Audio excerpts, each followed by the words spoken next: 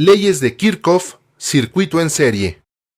La primera ley de Kirchhoff, o ley de conservación de la corriente, establece que en cualquier circuito, la suma de las corrientes que llegan a un nodo es igual a la suma de las corrientes que salen de él.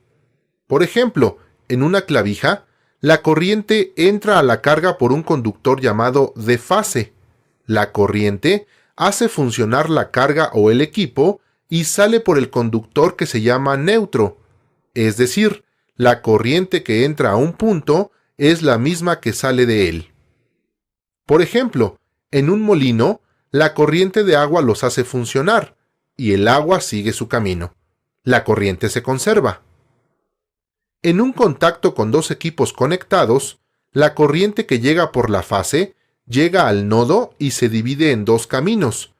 La energía entra por las fases de los equipos y la corriente regresa por los neutros de cada uno de ellos, hasta el neutro del nodo.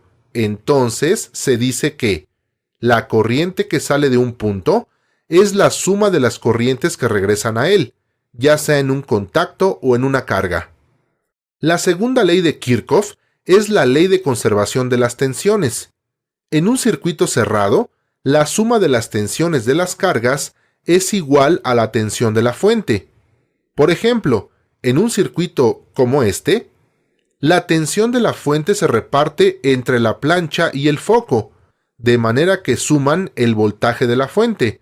Entonces, si la tensión se reparte en los equipos, estos ya no funcionarán adecuadamente de acuerdo a la segunda ley de Kirchhoff. Este ejemplo da pie a lo que es un circuito en serie, que es cuando los elementos están unidos uno tras otro, por un solo punto o por un solo conductor. Esa es la característica principal de un circuito en serie. Se llama circuito en serie a aquel en donde la corriente que circula y pasa por todas las cargas es la misma.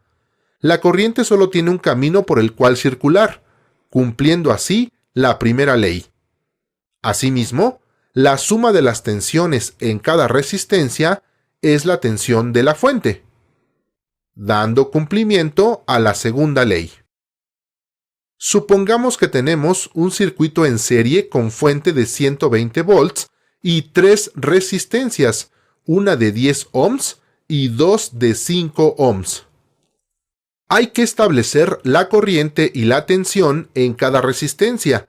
Para ello, debemos convertir este circuito en uno equivalente que represente el comportamiento de todo el circuito, es decir, se determina la resistencia equivalente a la sumatoria de las resistencias.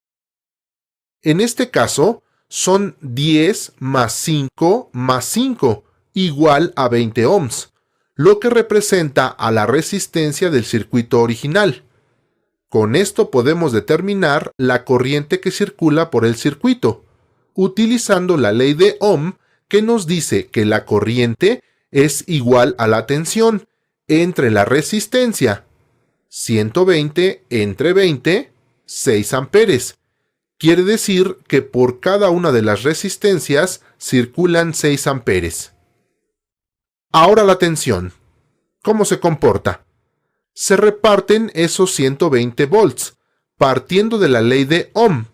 Tensión es igual a resistencia por la corriente. La tensión en la resistencia 1 es 10 ohms, por la corriente 6 amperes, igual a 60 volts. Tensión en la resistencia 2, 5 por 6, 30 volts. En la resistencia 3, 5 por 6 igual a 30 volts.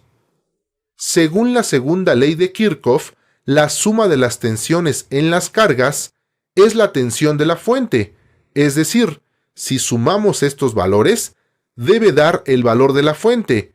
Así comprobamos que nuestro cálculo es correcto.